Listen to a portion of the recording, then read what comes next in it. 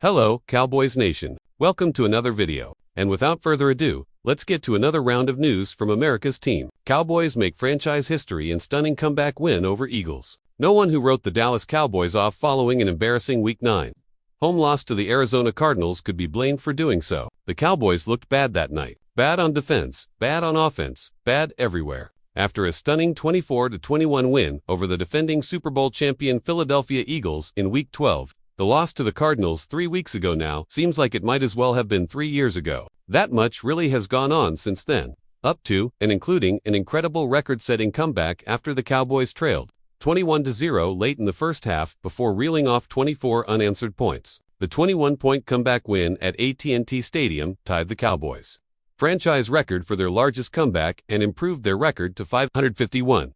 It was also their second consecutive win. The Cowboys capped the win with a 4-2 YD field goal by kicker Brandon Aubrey, who uncharacteristically missed a 51 YD field goal earlier in the second half. Who better out there to have than Aubrey, the best player in the NFL at his position? Fox Sports color commentator and 7-time Super Bowl champion Tom Brady said after the kick sailed through the uprights, "It's fitting." While the Cowboys made a splash at the NFL trade deadline by adding a pair of defensive stars with inside linebacker Logan Wilson and defensive tackle Quinnen Williams. Those moves were quickly overshadowed by a real-life tragedy that hit the Cowboys just 2 days after those deals were made. That came in the early morning hours of November 6 when 24-year-old defensive end Marshawn Kneeland died by suicide following a short car chase with police. The Cowboys played their first game after Kneeland's death in Week 11, but were on the road against the Las Vegas Raiders. The game against the Eagles was the Cowboys' first time playing at home since Kneeland's death, and their emotions were on full display from the number 94 decals on the back of their helmets to honor Kneeland to a huge number 94 flag the Cowboys brought out before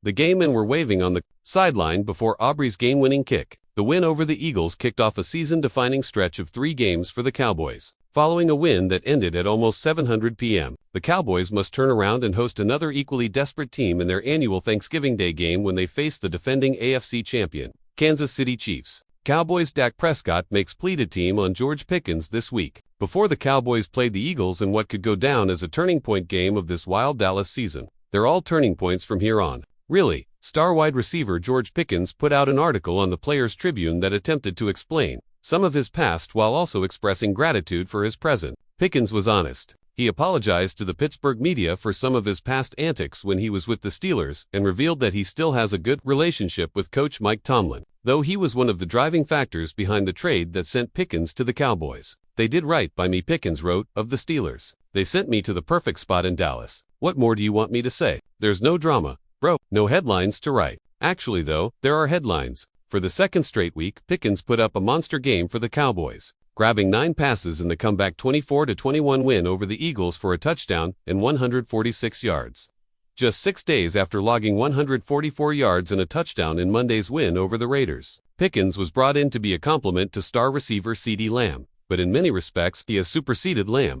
Quarterback Dak Prescott is impressed. "It's hard for me to say, it exceeds my expectations," Prescott said in his post-game media session. "My expectations are limitless with that guy. He'll tell you he's not from here. He's not from this planet. I am not going to put limitations on him. He went out there and does what he has done in games when he has gotten that opportunity and honestly at practice as well. The guy loves the game. He stays focused." Communication. "I know I have mentioned before to other guys in the huddle, just keep doing what you're doing." And then Prescott weighed in on the big issue that lurks around Pickens, one that might paradoxically get trickier and trickier for the Cowboys the better he plays. Pickens is slated to be a free agent this offseason. Prescott wants Jerry Jones to open the checkbook and find a way to keep him. "We lucked out getting a guy like that. We got to make sure we keep him here. He is a hell of a player. He is turning into a leader. He's special." Prescott said that part of things won't be easy for the Cowboys, who are already paying Lamb atop of the market rate of $34 million per year. The Cowboys have an out at the end of Lamb's contract, but that doesn't come until 2027.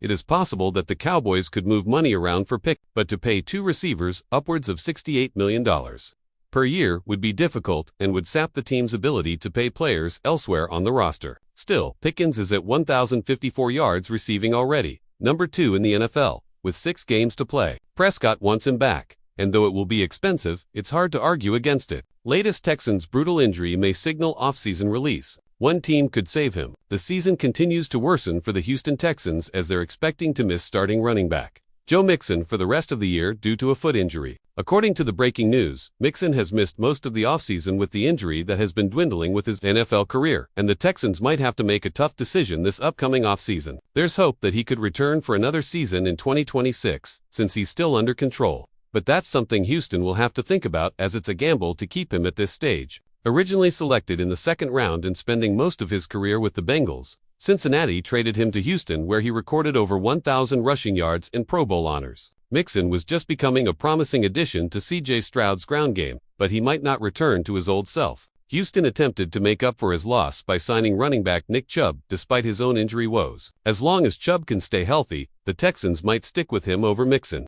depending on what works for the Texans in terms of salary cap. If Houston does him a favor to let him heal up in the offseason, the Dallas Cowboys that could take a chance on him to start fresh. While the Dallas Cowboys found some life in their run game with Javonte Williams, the running back unit remains something that's still unresolved. Either way, Dallas needs another reliable backfield piece to help Williams if the Cowboys decide to extend him. Even though Mixon has lost a step in his career, the veteran could be a versatile weapon to power through defenders in situational moments as a backup.